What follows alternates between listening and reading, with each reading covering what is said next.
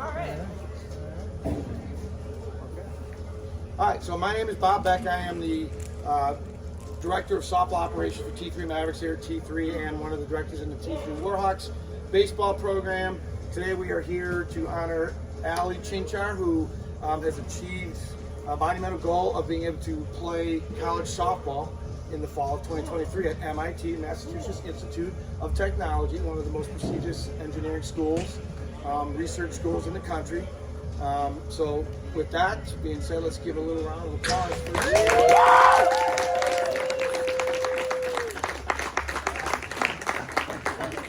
This may be a little embarrassing for her, but that's okay because there's only somewhere but 6-7% of all the girls that play softball in the country that get to go on to the next level and play college softball. Baseball and softball are definitely the poor man's and poor woman's sport when it comes to athletic scholarship money. But at the end of the day, it comes down to, Allie is a student athlete, student all in caps, and athlete second. Allie is a 5.0 student. I'm going to brag on that a little bit.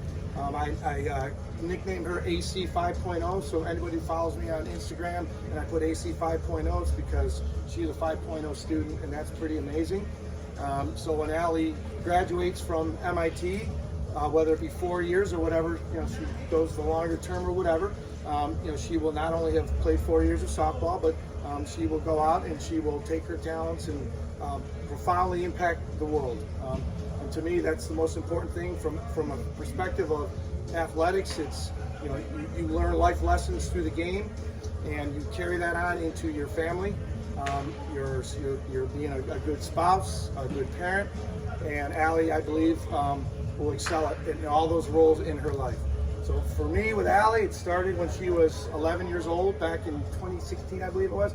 I've been blessed to be a part of the Chinchar family with all three kiddos, I call them, and started at the old T3 over right down the street here, and it has worked its way into this cage here. So we thought it fitting that we would honor Allie here in the place that she spent a lot of her training. She's had a lot of support in her life, great coaches that are here, family members, friends. It's an amazing here. When at the end I want to get a picture of everybody behind her, because when we can show her support system back here, it's easy to see why Allie has been so successful. For me, working with Allie, it's been much more than just softball. It's we've had weekly time together in the cages for 7 years. Like that's a long time. So within that, there's been a lot of personal stuff that's come out of this. We've had a lot of conversations about life, good times for her and not so good times for her. For me, the changing point for me with Allie, from what I saw, is the way she handled the adversity of the game and the circumstances her sophomore year of high school. That was the year that was just a challenge for her. She was a young sophomore playing on a varsity team that was really good. And she had her times of struggles on the field, and we had a lot of talks about this day coming, just going through the process, learning how to deal with the adversity of the game, the failure of the game, and what that will do for her as a person later on. And I always maintain this. I knew you would be here this day, we were going to have this day, even if you thought that you weren't. I always knew that we would be here, you signing your letter of commitment to playing college, if that's what you wanted to do, and here you are today, and my hat's off to you. I love Allie like a daughter. I've been blessed to have some relationships with players I've worked with for a long period of time, and the beautiful thing about love is that you can never separate it and break it into parts. You can have an infinite amount of love for all the people that's in your life. So Allie has been like a daughter to me. So there's just amazing. I can't even explain it. So with that being said, okay, I will have Allie actually sign her letter here. You want to do that first? Yeah, sure. Yep, so we'll have Allie sign her letter, and then we'll give her a round of applause.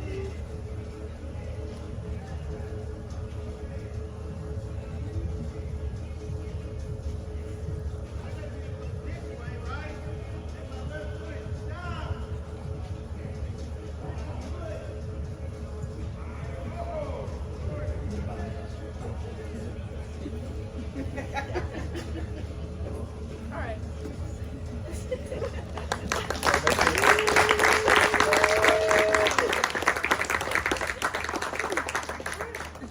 that, Dad. I will be brief. Is this a good spot to stand? Yeah. All right, so I want to talk about the 2 journeys to get here, a couple of funny stories, and then a life lesson, which I think is important for everybody. So, softball and academics. That's where this came to culmination with MIT. It's still unbelievable that we're having MIT stuff. Academics. This is the boring part of the story. So, I mean, I'm going to put math in here too. If you were to plot effort and results of academics, it's pretty much a pretty straight linear regression. Like that? Very high R-squared value for the math folks in the room. The harder you work, the better you do. Now, it's not always that way, especially when you're young. You can be just, smart without trying too hard, but you get to a point where it's really hard. And so you have to work at it. And the more you work at it, the better the result is. It's a pretty good correlation. Softball, that's a very different story. So starting off, probably not the best softball player. Took till 12 years old to get one out of the infield, I think, for the first time. It was very exciting for everybody. People probably remember that were here. But then you start to get a knack for it and you start to work hard. And you work really hard. And the unfortunate part of softball is that it's not as correlated as academics. So the harder you work, it doesn't always equal good results. And that's the hardest part to get over. So a couple of funny stories along the softball path is going back to our Monsters days in a tournament at Victory, and I don't remember what it was. Probably not the low point, but one of the funniest lowest points I ever remember, and we still laugh to this day. Playing a game, I don't remember what any of the circumstances. I know it was hot, sitting in the chair. They played, they lost, it was lunchtime. Allie had, I think, 2 or 3 strikeouts during the game. Allie comes off the field, nobody really cares that much, start to get the food out. She's weeping, openly weeping in front of everybody, all the parents, all the players. And her one statement that I'll never forget is, "I don't deserve to eat." And she walked away, and I started laughing uncontrollably, and the other parents started laughing, and we laughed to this day on how funny and silly that was. But in the heat of the moment, softball can be hard. So we fast forward to freshman year, and Allie says, I want to play in college. Awesome, go to a camp, sign up for one. So instead of like a local camp, she signs up for the camp at Harvard. So, okay, so on the plane and off we go. And we just so happened to book a tour at MIT. And we toured it, and it was an incredible campus. It was unbelievable. So somehow we ended up going to dinner, and I yelped whatever, a restaurant. I thought it was a restaurant. And we get in the Uber, and we show up, and it's absolutely a dive bar. So it's Allie, 14-year-old Allie and I in a Boston dive bar. I had a bourbon. Did you have a bourbon? No? I don't. They offered her a bourbon. She turned it down very nicely. So having a drink and we're eating, and at that point she said, "Dad," or maybe it was in the weekend sometime. She said, "Dad, if I ever get a chance to go to MIT, how can I not? This place is unbelievable." And so after all this turmoil and all this stuff, here we are. So the life lesson is sometimes the hard work you do doesn't always result in the result that you want. But if you control what you can control, the grind, the effort, and the approach, eventually everything will work itself out. Thank you all for being here. It is very nice to be here.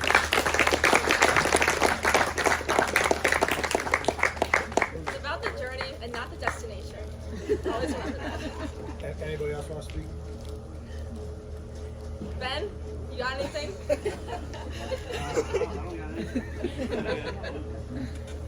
Okay, well, I guess I'll speak a little bit. I brought some notes in case I forgot or got nervous or whatever. But I just want to thank everyone for coming. And I also want to especially thank some of those who are really important to me. So to start, Bob, thanks for throwing me this party. It was really nice of you.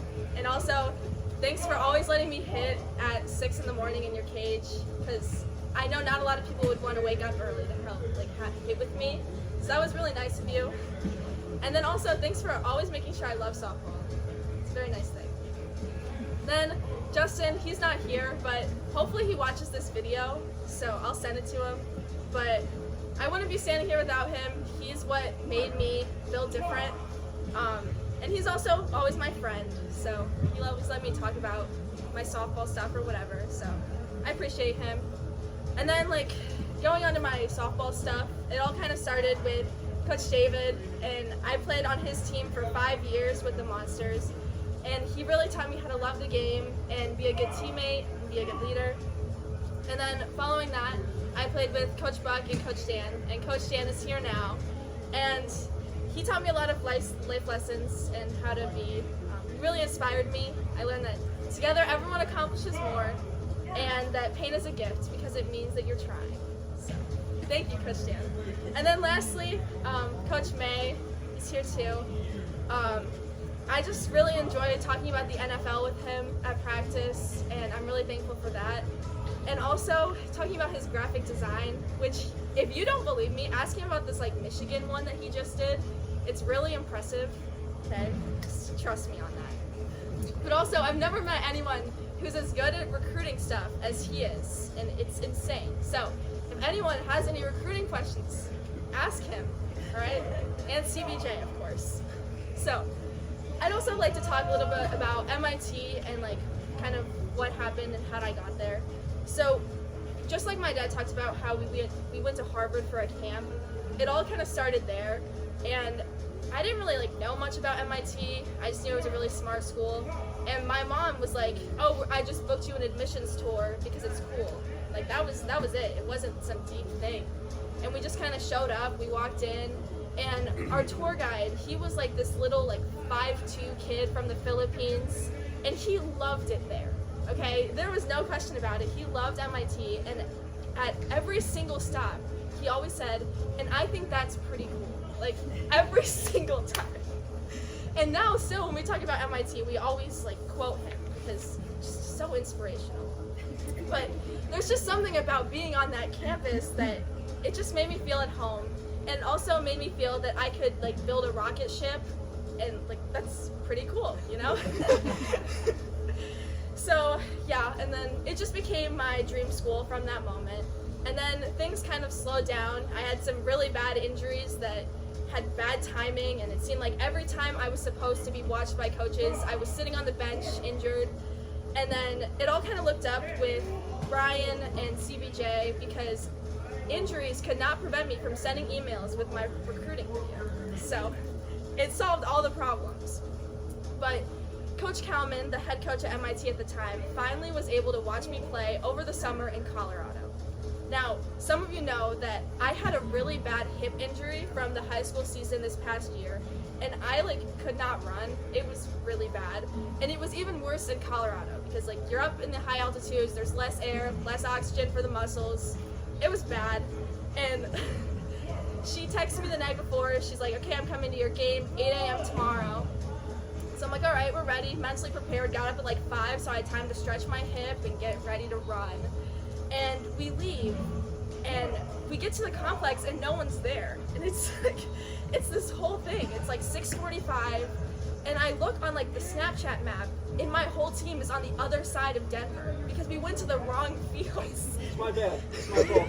Like, who knew that? Don't put in the name, put in the address. Yeah, who knew that in Denver there were 2 Lutz community parks? Like, I mean, the address was in Groovy, but it's all right. So I call Brian, and I'm gonna be 45 minutes late to warm up, so I'm just gonna show up like 30 minutes before we start. And you know when you get there late and you have to like run in with your bag on your back, and it's kind of like the run of shame? Well, I tried to run in, and I physically could not because my hip couldn't loosen, and it was very scary. And I was like, oh, it's fine, just like do my band work, whatever.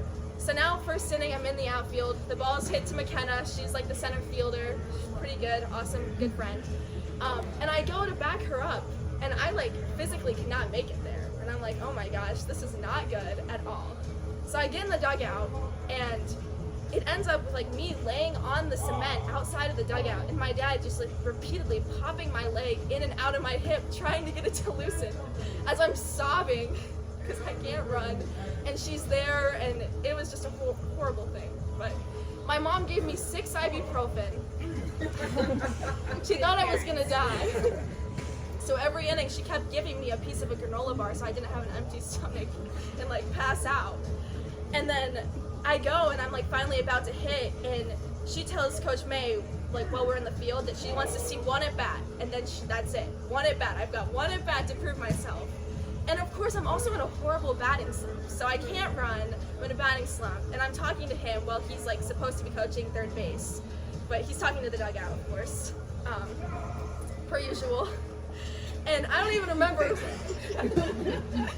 I don't even remember what he said to me. I think it was like the ibuprofen made me black out, but I just go up and I just hit a home run. And like, yeah, there was like less air resistance, but it still would have been a home run if we weren't in Colorado. Like, it was crushed. And then she left and she was like, yeah, she's a really good hitter.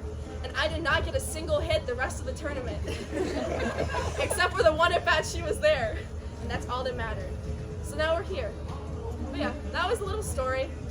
And I'm just really glad that I found a school that was such a good fit academically and athletically, where it's socially acceptable to enjoy doing homework in the lobby with your teammates just as much as actually playing that day. So thank you guys all for coming. Thank you for being a part of my process. Much love.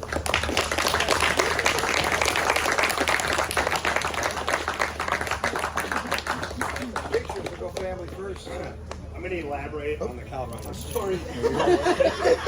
She was very accurate. Now, I knew she was hurt. I knew she's been hurt. I'm behind the backstop talking to Coach Coleman at the time. And the first thing she said to me was, she goes, how bad is she hurt? I said, she's in a little pain. She goes, I don't care. Injuries happen. I don't care. So somebody, I don't know if you made the third out defensively, whatever it was. So I got to run from behind the backstop over to our dugout, and she's leading off the inning, and I got to go catch her real quick in left field as she's coming in. And I could tell she's like panicking. She's totally panicking. And I said, hey, because I know she saw me talking to her. And I said, hey, who cares? She goes, this is the worst timing of all time. And I go, it's not. She knows you're hurt. She said, who cares? Whatever. I said, but the longer you stay in that box, the worse it's going to be. I said, go up there, just take a hack right off the get-go. And again, she's like, this could not be worse timing. And she comes up, and I think it literally was first pitch. First pitch, I mean, and she was right. It's gone anyway. Yeah. So, I mean, I was like, I'm not going to say what I was trying to say. But anyway, Brooke leaves. Brooke Coleman, the coach, the old coach. So she leaves and she walks between our field and the other field next to us. So I'm coaching third, so it's right behind our dugout. And she just looks at me and just kind of gave me a wink, and she goes, "That was good timing." And I said, "We'll talk soon." I don't remember her not having any other hits. If I would have known that, she wouldn't have been playing. Yeah, it was not a good week overall, but it counted when it needed to. So It did. But to be honest, it's she put in all the work. I mean, it was an arduous process. We know that.